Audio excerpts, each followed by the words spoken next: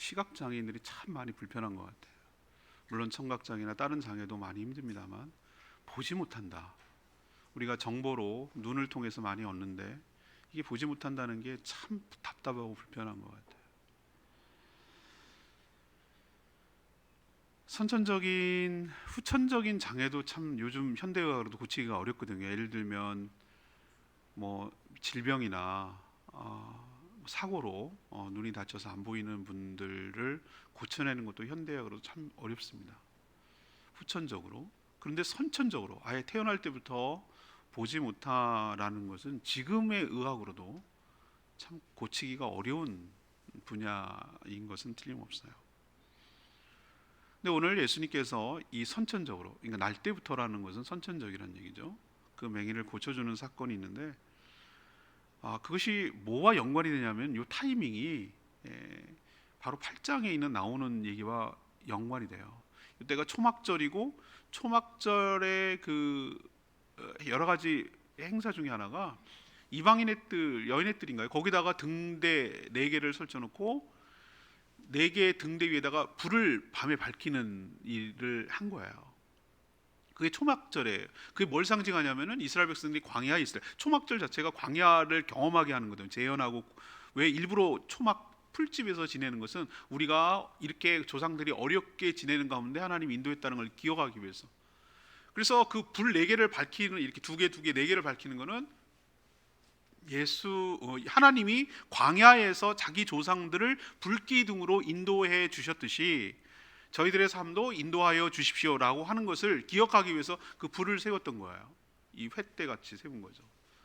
그것을 두고 예수님이 뭐라고 그랬죠? 내가 세상의 빛이다. 나를 따라오는 자는 어둠에 거하지 아니하고 구원을 얻는다. 내가 생명의 빛이다. 그게 8장 12절에 나오는 묘사 중에 하나예요. 12절 이렇게 했어요. 나는 세상의 빛이니 나를 따르는 자는 어둠에 다니지 아니하고 생명의 빛을 얻으리라 라는 얘기를 이 초막절과 관련지어서 얘기를 했어요. 그러고 나서 이 사건이 나오는 게 저 굉장히 의미심장하다고 생각해요. 그게 편집이 의도적으로 됐는지 안 되는지 모르겠지만 이런 말씀을 하시고 그것이 실증적으로 어떻게 우리 삶 속에서 구현되고 예수님이 그런 역할을 어떻게 하시는지를 이 맹인을 고쳐줌으로 인해서 예수님이 정말로 세상에 비치고 정말 안 보이는 사람에게 생명을 부여하는 빛이라는 것을 보여줄 뿐만 아니라 우리의 육적인 눈뿐만 아니라 우리의 영안이 열려서 하나님의 세계를 볼 수 있도록 하는 생명의 빛이라는 것을 의도적으로 보이려고 이 표적을 보이는 것에 의미를 둘 필요가 있어요. 사랑하는 여러분, 예수님은 못 고칠 질병이 없는 줄로 믿습니다. 이걸 통해서 우리에게 진정한 빛이 무엇이고 우리가 어떤 상태에 있는지, 나는 맹인이 아니에요 라고 말하지만 우리가 영적 맹인에 속한 것이고 우리의 눈도 주님이 떠주시고 뜨게 해주셔야 영안이 밝혀져서 볼 수 있다라는 것을 깨우쳐 주시려고 이 말씀을 우리에게 전달하고 있는 줄로 압니다. 그래서 오늘 질문은 우리의 눈이라는 것이 꼭 육신의 눈만 아니라 이 영적인 눈도 필요한데 그것이 보여야 영의 세계가 보이거든요. 우리의 눈이 밝아지려면 어떻게 해야 되는가? 내가 일단은 영적인 맹인이라는 것을 가정해 두고 우리의 영안이 뜨기 위해서 주님의 세계를 보고 하나님이 보이기 위해서 어떻게 해야 되는가라는 것을 오늘 말씀 통해서 깨우치시고 여러분의 눈도 떠서 여러분도 밝게 보는 축복이 여러분 가운데 있게 되기를 축복합니다.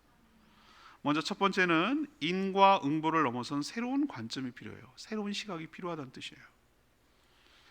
예수님은 오늘 1절에 보니까 길을 가실 때에 날 때부터 맹인된 사람을 보셨다고 그랬어요. 사랑하는 여러분, 하나님의 은혜는 이렇게 찾아오는 거예요. 어떻게 찾아온다고요? 주님이 나를 주목하셔야 시작이 될 줄로 믿습니다. 맹인은 나를 누가 쳐다보는지 알까요? 모를까요? 몰라요. 내가 주님을 찾는 거 아니에요. 주님이 나를 찾아오시는 거라고요. 나를 주목하시는 거예요. 그럴 때 은혜가 시작되는 거예요. 스쳐 지나가다 할 말이 없어요. 수많은 장애인들이 이 사람만 있는 건 아니에요. 수많은 주님을 필요로 하는 사람이 이 사람만 있는 게 아니에요. 많이 있어요. 근데 이 사람을 주목했다는 게 중요해요. 많고 많은 사람들 중에 있어요. 그 중에 나를 주목하시고 나를 만져주시고 나를 치유하실 때 내 눈이 뜨고 내가 볼게 될 줄로 믿습니다. 내가 해달라고 그랬어요? 난 그럼 요구할 자격도 할 수도 있는 사람이 아니에요. 거의 수동적이에요. 주님이 찾아오셔야 돼요. 그런데 제자들이 평상시 궁금했던 질문을 여기서 하고 있어요. 근데 이거는 우리 인류가 지금까지 내려오면서 계속했던 질문 중에 하나예요. 주님,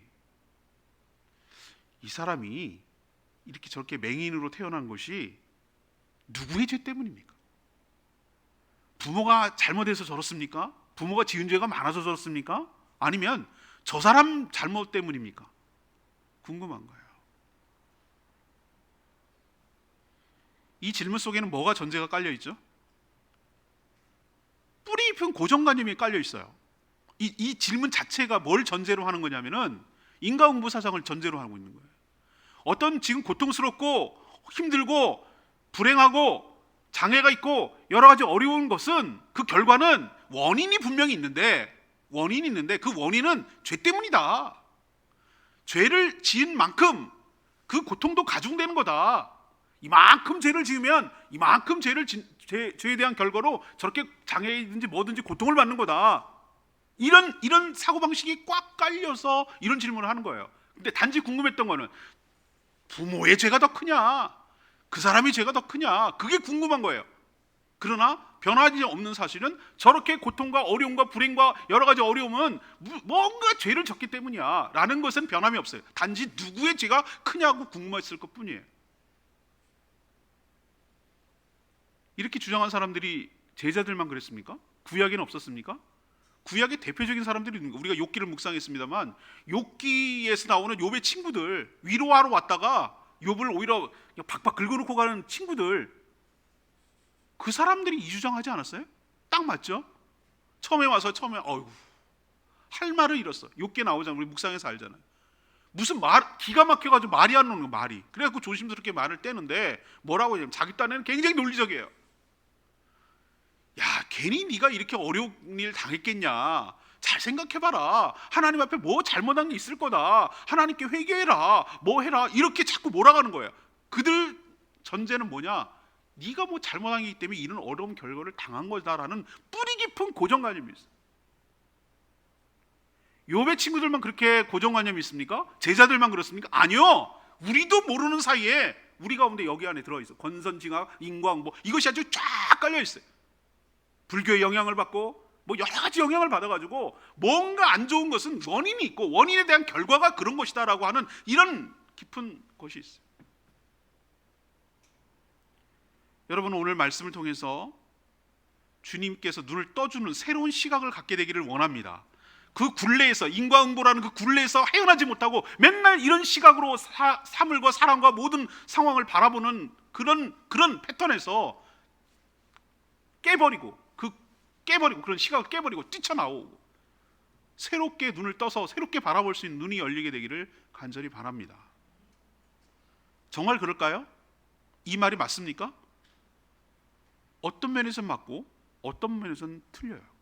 제가 어떤 면에서라고 말하는 이유는 원래 인간은 에덴동 하나님께서 천지를 창조하실 때 처음에 인간을 만들 때 하나님의 의도는 이런 장애가 있거나 이런 결핍이 있거나 이런 고통이 있는 것을 상정해 놓고 이렇게 만든 것이 아니에요. 하나님 앞에 온전히 순종하고 죄를 짓지 않고 살았으면 이런 고통은 안 왔어요. 맞아요. 언제부터 들어오는가? 인간의 대표이자 인간의 처음이자 아담과 하와가 하나님께 하지 말라는 것을 해서 죄를 범죄함으로 인해서 하나님 관계가 깨짐으로 인해서 그 가운데 인간 사회에서 죄가 들어왔어요. 죄가 다양한 모습으로 나타나고 죄가 다양한 모습으로 파생되고, 그래서 이런 어려움들, 인간이 겪고 있는 수많은 종류의 어려움들을 우리가 겪는다는 측면에서는 죄 때문에 이런 것이 생기는 건 맞아요. 그러나 개별성을 띠고 이 사람의 죄가 이 사람 때문, 이런 결과 때문이야, 이런 원인 때문이야 라고 말하는 도식은 틀렸다는 거예요. 여러분, 욥은 무슨 죄를 그렇게 져서 자녀 죽고 재산 날리고 자기는 심한 부스럼이 생겨가지고 그 고통을 당해야 합니까? 우리는 알고 있잖아요. 그런 도식에 여기 도식에 욥의 삶을 대입시킬 수 없다는 걸 우리는 알고 있잖아요. 욥은 그런 거 아니잖아요. 그걸 알았을까요? 욥은 몰랐어요. 욥의 친구도 몰랐어요. 천상에서 일어나고 천상에서 일어나는 일들이 현상으로 나타나는데 우리가 어떻게 알겠어요? 욥도 몰랐어요. 당하는 욥도 몰랐어요. 다만 하나님께서 이 모든 상황을 봐주시기를 원한다. 그렇게 욥은 호소할 뿐이에요. 이 선천적인 맹인으로 칩시다. 이 사람 칩시다. 이 사람은 무슨 잘못이 있을까요? 태어날 때부터 있어요. 장애였어요. 근데 뭘 어떻게 죄를 져야 되는 것이죠? 이렇게 눈이 어두울 만큼 태어나기도 전인, 태어나고 나서 벌써 맹인인데 그럼 뭔 죄를 졌다는 거죠? 우리가 행위론적으로 자꾸 생각해 본다면 아니에요. 오늘 예수님께서 이런 관점을 뛰어넘는 새로운 관점을 이야기하시는데 3절에 나옵니다. 이 사람 맹인이죠. 그 부모, 맹인의 부모죠. 그 부모의 죄로 인한 것, 그것이 원인이 아니라 그에게서, 그를 통해서 하나님이 하시는 일을 나타내고자 하심이라. 이 새로운 관점을 여러분의 눈에 장착하게 되기를 원합니다. 눈이 밝아져서 이 예수님의 말씀을 믿어지는 축복이 있게 되기를 바랍니다. 불행과 어려움을 바라보는 새로운 시각이 열려지게 되기를 간절히 소망합니다.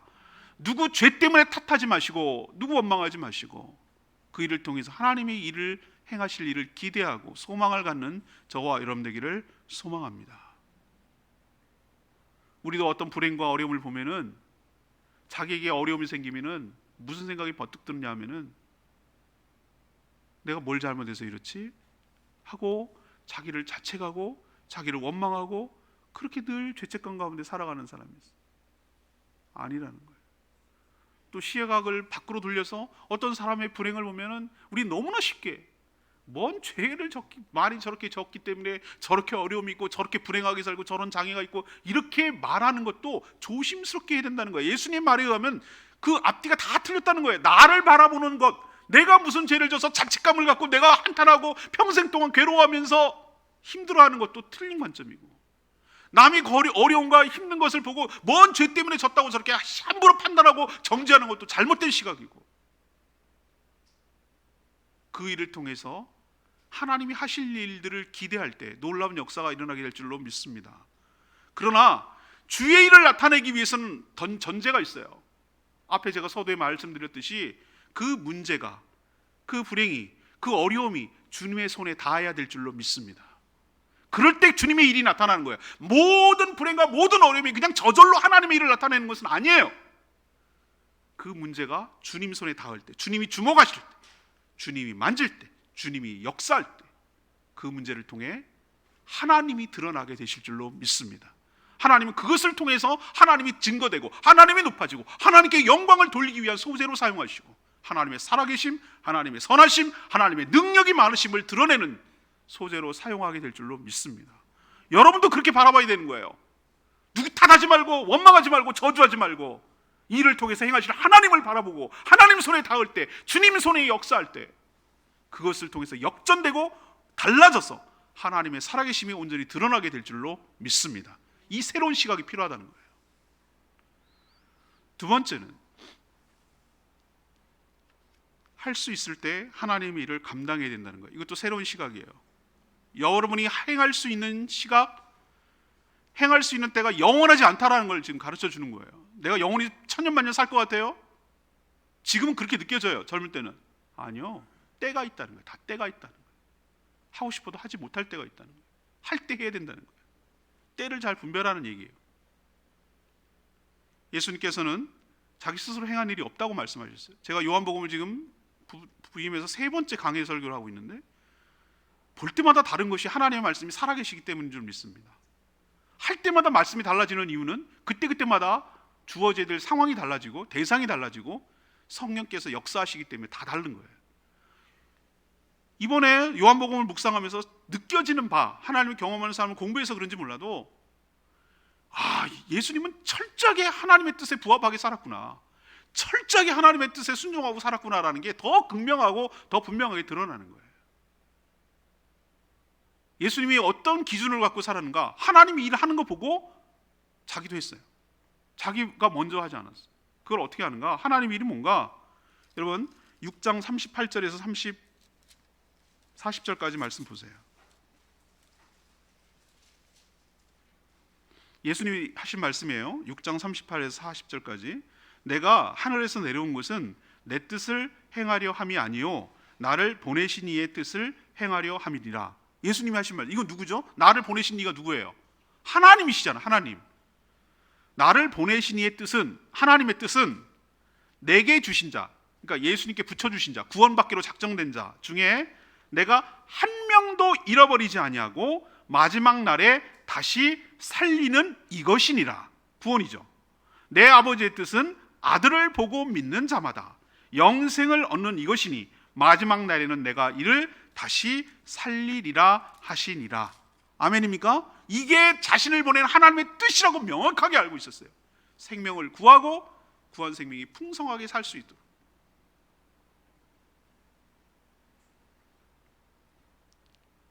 그래서 어둠 속에 살아가는 수많은 사람들에게 밝은 빛을 주고 구원의 빛으로 인도하기 위해서 그 역할을 감당하셨던 것이죠. 그래서 오늘 5절에 뭐라고 그랬습니까?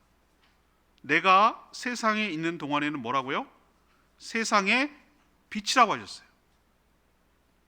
환하게 비치는 빛, 어디로 가야 될지 알려주는 등대 같은 역할, 캄캄한 데서 밝게 비춰서 자신을 볼 수 있도록 하는 역할, 이 모든 것이 빛이 상징하는 바예요. 그리고 또한 4절에 보면 때가 아직 낮음에 나를 보내신 이의 일을 우리가 해야 되니 밤이 오리니 그때는 아무도 일할 수 없다고 그랬어요. 이 얘기는 뭔가? 예수님이 지금 공생애, 짧은 3년 동안의 공생애가 있을 동안에는 낮이고 내가 일할 수 없는 밤이 올 것이다. 그러니 지금 보내신 이의 뜻, 다시 말해서 하나님의 이 일을 우리가 해야 된다라고 말씀하시는 거예요. 사랑하는 여러분, 우리만 그런 것이 아니고 예수님만 그런 것이 아니에요. 우리도 낮일 때가 있고 밤일 때가 있습니다. 밤이 되면, 밤은 은유예요. 우리가 기력이 빠지고 죽고 나면은 더 이상 못해요. 어릴 때는 뭘 배우고 하느라고 못해요. 할 수 있는 기간, 우리가 뭐 육신이 건강하고 정신이 맑고 그래서 할 수 있는 기간, 또 내가 하나님께 주어졌을 때 그 할 수 있는 여건과 마련하는 기간이 그렇게 길지 않다는 거예요. 그 타이밍이 항상 주어지는 것은 아니라는 거예요. 주님이 낮일 때 일한 것처럼 우리도 낮일 때 일하는 저와 여러분 되기를 원합니다. 그리고 여기서 중요한 말을 했어요. 때가 아직 낮음에 나를 보내신 이의 일을 우리가 하여야 하리니 그랬어요. 여러분 생각해 보세요. 예수님이 다 주도하지 않으세요? 예수님이 다 하시잖아요. 제자들이 이 맹인을 눈을 뜨게 하는데 뭐 했어요? 뭘 했나요? 아무것도 한 거 없어요. 질문이나 있지. 예수님이 침을 뱉어 진흙에 이기고 다 하셨어요. 다 했어요. 그런데 예수님 오늘 뭐라고 얘기했냐면은 내가 하리니라는 말을 쓰지 않고 우리가 하여야 하리니 그랬어요. 우리가 하여야. 저는 이게 굉장히 의미심장하게 다가왔어요. 1차적으로 이 말을 들어야 되는 사람들은 누구죠? 그 주변에 있던 제자들이에요. 나만 하나님의 일을, 나를 보내신 이의 일을 행하는 것이 아니라 우리라고 말하는 것은 이 말을 듣고 너희들이 보고 있는 너희들, 제자들도 이 일을 해야 된다는 뜻이에요. 생명을 구하고 사람을 구원하고 그 생명이 생명답게 살아가는 일에 하나님의 목적에, 하나님의 뜻에 부합하도록 살아가는 것이 맞다는 거예요. 그때가 한정되어 있다는 거예요. 그러니 너희들도 그렇게 해야 된다는 것인데, 저는 이 말씀을 듣고 우리가 해석을 할 때 어떻게 받아들입니까? 이 말씀을 듣고 읽고 지금 듣고 있는 우리, 바로 우리 성도들도 이렇게 살아가야 할 줄로 믿습니다. 새로운 눈을 뜨셔야 돼요. 먹고 살기 위해서 급급하고 인생의 쾌락을 위해서 하고 천국에다 보화를 쌓지 않고 이 세상에다 보화를 쌓고 왕국을 세우려고 하는 어리석은 짓 버리고, 거기다가 내 에너지는 한정되어 있는데 거기다가 다 에너지를 쓰느라고 정작 하나님이 보내신 나를 이 세상에서 생명을 주시고 구원하시고 나에게 은혜를 베풀어 주신 그것을 보지 못하고 눈을 감아버리는 어리석은 자가 진짜 맹인이라는 뜻이에요. 새로운 시각이 열려야 됩니다. 우리의 시간은 많지 않다. 그리고 이거는 주님만 일하는 것이 아니라 우리도, 주님을 믿는 우리도, 나도 이 일에 동참하고 함께 해야 된다. 이런 눈이 열리는 저와 여러분 되기를 소망합니다. 어디로 보냈다 했죠? 실로암으로 보냈다고 했어요. 친절하게도 실로암에 대한 그 뜻, 베데스다도 마찬가지지만 실로암도 그 뜻을 설명하고 있어요. 7절에 보니까 이르시되 실로암에 모세 가서 씻으라 하시니, 실로암을 번역하면 보냄을 받았다라는 뜻이다, 이렇게 표현하고 있어요. 7절에. 전 굉장히 이게 의도적이라고 생각해요. 성경에 의도적이 아닌 거 하나 없어요. 괜히 허투루 그냥 심심해서 썼다고 생각하지 않아요. 모든 것들은 다 의미가 있기 때문에 필요해서 쓴 거예요. 우리가 실로암에 가서 해라 라고 해도 우리는 모르잖아요. 그런가 보다 이렇게 생각하는데, 굳이 이렇게 성경에다가 그 실로암의 의미를 박아놓고 해석해 놓은 거는 다분히 의도적이에요. 그 뜻이 뭐라고 그랬습니까? 보냄을 받았다. 1차적으로 누굽니까? 예수님이 그 맹인에게 보냄을 받았다. 넌 거기 가라. 네가 보냄을 받았다. 누가? 내가 그렇게 한 것이다 라는 의미가 있어요. 1차적으로, 가장 1차적으로. 그러나 이건 중의적인 의미가 있어요. 복합적이고 중첩되어 있어요.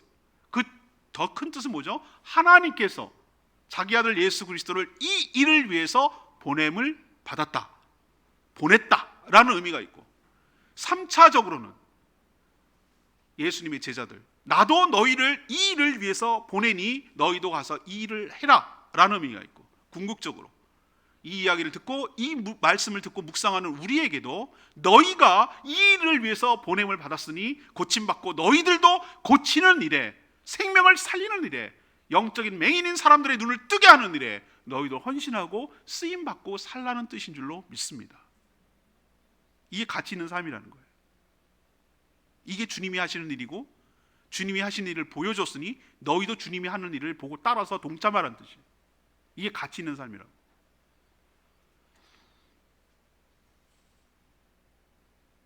여러분, 제가 말씀드렸어, 제가 향산교회 있을 때 돌아가셨어요. 백권사님. 머리가 허였어요. 백발. 아직도 생각이 나요. 여름만 되면 교육자들 다 불러서 그 80이 그때도 가까이 된 노인이 콩국수를 꼭 해주셔. 다른 건 안 주시더라고. 꼭 콩국수 주셔요. 근데 콩국수가 묽은 게 아니라 거의 걸쭉해갖고 그 콩국수라고 그래야 되나? 이걸 뭐라, 그렇게 본인 딴에는 그냥 더 알차게 해서 주셔가지고 하려고, 그걸 어떻게 거의 그냥 걸쭉한 그런 거예요. 그걸 먹는 걸 또 맛있게 먹어야 돼. 우리는 맛없게 먹으면 기분 나. 먹는 걸 낙으로 하셨어요. 그리고 그분이 뭐라고 그러냐면, 주일날 오셔가지고 그 식당에 뭘 하시냐면은, 처음 다 식당 그때는 많이 먹었으니까 수저를 일일이 식탁에 놓는 일을 하는 게 눈에 선해요.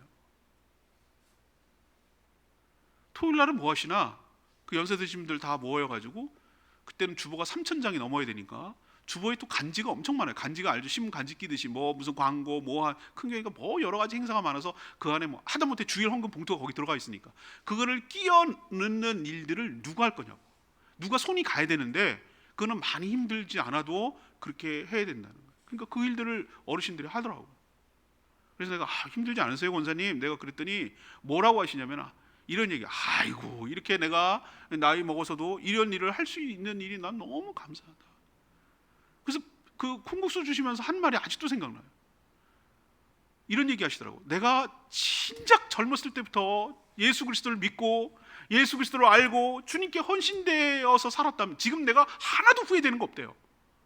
하나도 후회되는 거 없고 천국 가도 상관없대. 근데 지금 내가 살아보니까, 인생을 되돌아보니까 후회스러운 게, 왜 진작 젊었을 때 주님을 만나서, 왜 젊었을 때부터 주님을 위해서 헌신하며 살지 못했을꼬, 왜 하지 못했을꼬, 이걸 후회하시더라고. 그때는 무슨 말인지 그냥 스쳐 지나갔는데 지금 생각하니까 그 말이 점점 무슨 뜻인지 알 것 같아요. 사랑하는 여러분, 여러분이 맨날 천년 살 것 같으세요? 아니요. 맨날 천년 내 발로 막 다닐 것 같아요? 아니요. 여러분이 주님의 일을 할 수 있는 때가 정해져 있는 줄로 믿습니다. 힘 있고 기력 있고 머리 돌아가고 그럴 때, 내가 시간 있을 때, 내가 물질이 있을 때, 그때 하나님의 일에 동참을 해서 생명을 살리는 일에 내가 쓰임받고 거기에 동참하는 것이 내 인생을 가장 가치 있고 후회스럽지 않게 살아가는 의미 있는 일인 줄로 믿습니다. 제발 좀 눈을 떠서 내 인생이 허튼 데다 허비하지 마시고 가치 있는 일에, 하늘에다가 보화를 쌓는 일에, 하나님이 하시는 일, 하나님이 보내신 일에, 주님 하시는 일에, 생명을 살리는 일에 내 인생을 쓸 때 여러분 인생이 가치 있고 의미 있는 복된 인생이 될 줄로 믿습니다. 이게 눈이 떠져야 돼요. 이게 눈이 안 떠지면 인생 허비하다가 죽을 때 후회한다고. 마지막 세 번째는 구걸하는 인생에서 주님을 드러내는 삶을 살 필요가 있는 줄 압니다. 예수님께서 땅에 침을 뱉어 진흙을 위해서 이 맹인의 눈에 바른 후 씻으라고, 실로암 못에 가서 씻으라고 명령하셨어요. 여러분, 왜 이렇게 하셨을까요? 굳이 이렇게 할 필요가 있을까요? 능력이 좀 부족한가요? 뭔가 이렇게 재료를 만들어 갖고 막 해야 되나요? 아니요. 주님은요, 말씀으로도 고칠 수 있는 줄로 믿습니다. 말씀으로 고친 적이 한둘이 아니에요. 현장에 없어도 됐어요. 왕의 신하의 그 가버나움 사건 아시죠? 왕의 신하가 와서 주님 도와주십시오 막 그렇게 했을 때 뭐라고 그랬어요? 가라 그랬어요. 그 가라고 한 때 아들이 열이 떨어졌다고 그랬어요. 그 현장에 가지 않았는데도, 가버나움까지 가지 않았는데도 불구하고, 주님께서 떨어져 있었는데도 불구하고 말씀만으로 고치는 능력이 있는 줄로 믿습니다. 그러니까 뭘 만들고 뭘 행위를 하고 뭐 터치를 하고 뭐 이래야 고칠 수 있는 그런 무능한 분이 아니란 말이에요. 그런데 왜 그렇게 했죠? 전 여기가 맹인 입장에서 보면 고비라고 생각하는 거예요. 고비. 어떤 고비? 이 사람이 나을 수 있느냐, 나을 수 없느냐, 볼 수 있느냐, 볼 수 없느냐의 고비가 요 지점이에요. 요 지점. 아무리 사람이 눈이 안 보여도 침 대 뱉어가지고, 물론 예수님이 침이 더럽다는 생각은 안 들지만 나는 얼굴에다 많이 뱉어줬으면 좋겠어. 예수님 침은 깨끗할 것 같아 왠지. 그렇지만 사람이라는 게 아무리 동서고금 여러 역사를 비롯해도 침 뱉는다는 것은 좋지 않은 이미지예요. 그것도 땅에다 뱉어갖고 진을 이어가지고 턱에다가 여러 개 바르는 그 촉감을 모르겠어요. 아무리 맹인이라도. 여러분 있잖아요, 묘하게도 아무것도 안 남은 사람들은 뭐밖에 없는 줄 아세요? 알량한 자존심 하나 남았거든요. 나를 몰라보고 이렇게 나간단 말이에요.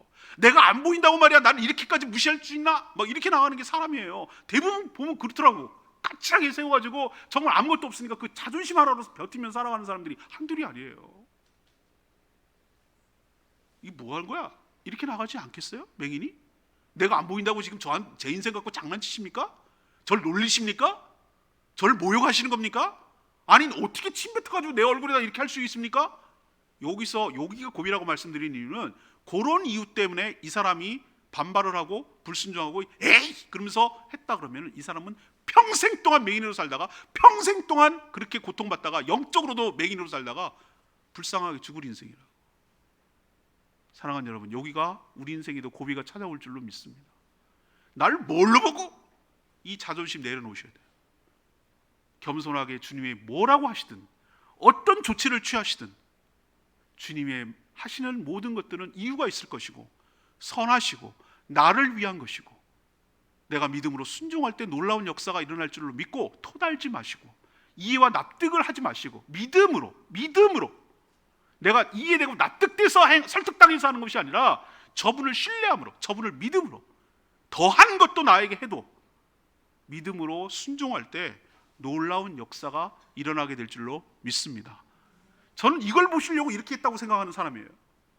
정말로 내 말에 믿는가? 정말로 내 말에 순종하는가? 이 고비를 넘어가는가? 이렇게 해도 씻김을 받겠는가? 이렇게 해도 보냄을 받겠는가? 라는 것을 테스트하는 거예요. 믿음을 보시는 거예요. 믿음으로 구원을 얻으니까.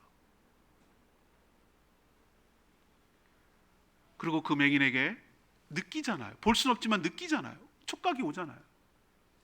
그래서 이 더럽고 추악하고 답답한 깝깝한 인생에서 물로 깨끗하게 과거를 씻겨내고 모든 죄를 씻겨내고 덕지덕지 묻은 과거를 다 씻겨내버리고 세례를 받듯이 내 눈이 밝게 떠서 너의 육신의 눈만 아니라 영의 눈도 뜨라고 주님께서 은혜를 베풀어 주시는 줄로 믿습니다. 저는 이게 일종의 세례 과정 같아요. 과거의 삶을 청산하고 과거의 너는 거기서 죽었고 이제 예수 그리스도를 믿음으로 새로운 인생으로 살도록 하는 거듭남의 역사가 이 가운데 일어나게 되는 줄로 압니다. 믿음으로 순종하고 믿음으로 받아들이는 자에게 이 놀라운 역사가 일어나는 것이죠. 이 맹인은 평생 뭐하고 살았습니까? 할 수 있는 게 뭐가 있습니까? 시각장애인이 옛날에 뭐 안마라도 했겠습니까? 요즘은 시각장애인도 여러 가지 할 일들은 많이 찾아줍니다만 뭐 할 수 있는 게 있어요? 아무것도 선천적으로 안 보이는데 할 수 있는 것이라고 하면 딱 하나밖에 없어요. 목 좋은 데 가가지고 자비를 베푸소서, 자비를 베푸소서, 라고 지나가는 사람들에게 구걸하면서 살아가는 인생이에요. 타에 의해서, 내가 뭔가 생산적인 일을 위해서 뭔가 의미 있는 일을 사는 게 아니라 늘 남의 동정과 그걸 받아갖고 연명하면서 죽지 못해 살아가는 인생 아니겠어요? 그러나 주님을 통해서 고침받고 눈을 떴을 때 어떤 사람으로 바뀝니까? 주님을 전하고 주님을 간증하고 주님을 높이는 사람으로 바뀌게 될 줄로 믿습니다. 왜? 자기는 확신하니까. 부정할 수 없는, 내가 눈이 떴다는 게 누군데, 예수가 나를 눈을 뜨게 했다, 이건 부정할 수 없는 사실 아니에요? 자기가 체험한 거 아니에요? 자기가 경험한 거 아니에요? 그러니까 야, 너무 신기하니까, 이게 있을 수 없는 일이니까 사람이 그 사람이다, 아니다, 비슷한 사람이다 이렇게 말하지만 나다 라고 이렇게 말하잖아. 어떻게 눈 떴냐? 예수라는 자가 내가 눈을 침 발라가지고. 그게 창피한 건 뭡니까? 아니요, 내 눈이 떴는데 그게 뭐가 문제예요? 진흙이 아니라 뭐 더한 것도 똥을 발랐어도 이걸 뭐가 부끄럽고 창피한 일이에요? 내 눈이 떴는데 이거를 자신 있게 당당하게 있는 사실을 보태지도 빼지도 않고 당당하게 예수를 증거하고 나를 통해서 하나님께 영광이 돌아가고 나를 통해서 예수가 드러나도록 하는 일에 헌신적으로 살아갈 수 있는 의미 있는 복된 가치 있는 인생으로 바뀌어지게 된 줄로 믿습니다. 예수님을 만나지 못했다면, 예수님의 말씀에 순종하지 못해서 눈을 뜨지 못했다면 평생 구걸로 살 인생이었는데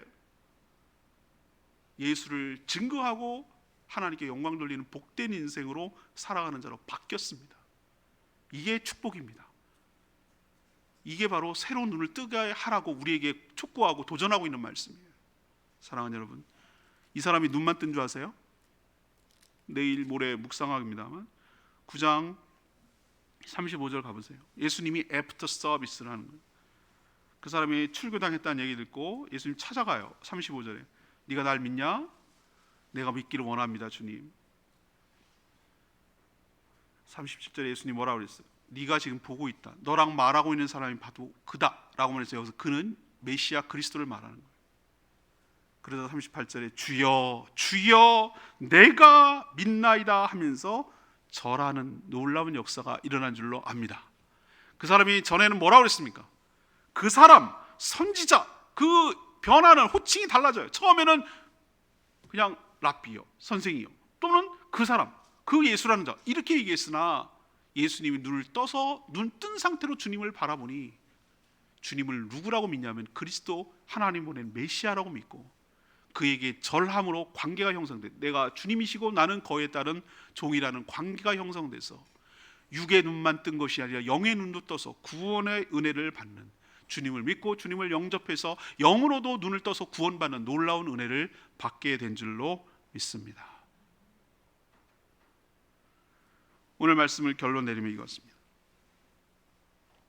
오늘 9장 39절에 이런 말 했어요. 예수님이 내가 심판하러 이 세상에 왔으니 보지 못하는 자들은 보게 하고 보는 자들은 맹인이 되게 하려 합니다.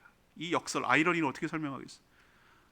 보지 못하는 자는 육으로 보지 못하는 자를 말하는 거예요. 육으로 보지 못하는 자들, 갇힌 자들, 답답한 자들은 눈을 뜨게 해서 보게 해주고, 난 다 보고 있어, 알 수 있어, 난 보고 있어, 나는 맹인이 아니야 라고 착각하고 자기를 기만하고 속고 살아가는 사람은 끝까지 보이지 않게 해서 못 믿게 하는 거예요. 누가 맹인입니까? 눈 뜬 맹인이 있어요. 눈은 멀쩡하게 뜨고 다니는데 영안이 갇혀가지고 주님이 하신 일을 전혀 보지 못하고 감지하지 못하는, 그냥 이 육의 세계에만 갇혀서 살아가는 그 사람들, 그게 바로 진짜 맹인이 아닐까 싶습니다. 그런 자들이 주님을 만나고 주님을 통해서 이 영안이 열려서 새로운 시각이 열리고 새로운 시각에 따른 새로운 삶이, 전혀 지금까지 살아왔던 삶이 아니라 전혀 새로운 삶을 살아가는 복된 인생이 되기를 축복합니다. 오늘 먼저 첫 번째로 말씀드렸던 거 있죠. 새로운 시각을 가져야 되는데 모든 불행과 모든 어려움을 죄와 연결시키지 마세요. 그 닫힌 시각을 갖지 마시고 새로운 시각이 열리게 되기를 바라는데, 주님 손에 닿으면, 주님이 만나면, 주님이 개입하시면 그것을 통해서 하나님이 일하시는 것을 경험하게 될 줄로 믿습니다. 그러니까 자기가 당하는 어려움과 그것을 자기 탓으로 돌리지 마시고, 자기를 원망하고 저주하지 마시고, 남의 불행을 보면서 저 사람이 뭔 잘못을 했기 때문에 저러는지 정죄하고 함부로 판단하지 마시고, 그것이 무엇이 되었든 주님 손에 닿으면 하나님이 하시는 일을 분명하게 드러내는 놀라운 소재가 될 수 있음을 기억하시고 주님 손에 맡겨드리는 저와 여러분 되기를 소망합니다. 두 번째는 우리도 곧 밤이 온다는 거예요. 예수님도 밤이 온다고 그랬어요. 지금 때가 낮이라고 그랬어요. 낮일 때 나를 보내신 이의 일을 해야 된다고 그랬어요. 여러분이 살아있을 때, 여러분이 할 수 있을 때가 낮이에요. 그게 젊을 때일 수도 있고, 기술이 있을 때도 있고, 돈이 있을 때도 있고, 시간이 뭐라도 있을 그때가 여러분의 낮이에요. 낮일 때 일해야지 밤이 곧 올 때 못할 때가 온다는 거 기억하시기를 바랍니다. 하고 싶어도 못해요. 그럼 뭘 해야 됩니까? 예수님이 하나님이 하는 거 보고 했어요. 우리는 주님 하는 거, 예수님 하시는 거 보고 하는 거예요. 예수님 보고 그대로 따라하는 거예요. 그게 보이걸랑 지금 주님이 일하고 계신다는 걸 깨달으시고 그 일에 동참하는 거예요. 명쾌해요. 생명을 구원하는 일, 생명이 생명답게 살아가도록 하는 일, 이 일에 보이걸랑, 내 눈에 보이걸랑 그 일에 여러분도 동참하시고 우리가 그 일을 해야 하리니 라는 말 기억하시고 그 일에 동참하고 협력하고 그래서 쓰임받는 복된 인생으로 살아가게 되기를 원합니다. 마지막으로 여러분, 은혜로 고침받고 구원을 얻었으면 뭐 하며 살아야 되겠어요? 난 도저히 나에게 찾아오지 않아도 할 말 없던 사람인데 주님의 은혜로 눈을 떴단 말이에요. 육신의 눈만 뜬 것이 아니라 영의 눈도 떠서 예수 그리스도를 알아보고 믿어지는 축복을 나에게 주셨단 말이에요. 감당할 수 없는 은혜예요. 그렇다면 여러분 뭐하고 살아야 되겠어요? 은혜에 뭔가 보답하고 싶은 마음이 생기지 않겠어요? 주님의 은혜에 뭘 보답할 수 있겠어요? 하나님은 완벽하고 다 가지신 분인데 뭘 우리가 보답하겠어요? 나에게 베풀어 주신 은혜를 간증하며 내 삶을 통해서 하나님이 행하신 일을 드러내며 내가 영광 받는 것이 아니라 나를 통해서 행하신 주님이 영광 받으시고 주님께 영광을 돌리며 그 나를 고쳐주신 주님을 전하며 증거하며 그렇게 간증하며 살아가는 인생이야말로 내가 받은 은혜에 보답하며 사는 것 아니겠어요? 그게 바로 은혜 받은 자답게 사는 것 아니겠습니까? 여러분도 세상 사람들과 똑같은 그런 닫힌 시각에서 인생을 허비하지 마시고 눈이 밝아져서 새로운 시각에서 인생과 삶을, 주님을, 하나님을 바라보며 가치 있는 인생으로 살아가도록 눈이 열리는 축복이 여러분 가운데 있게 되기를 간절히 축원합니다. 오늘 말씀 들고 기도하기 전에 찬송가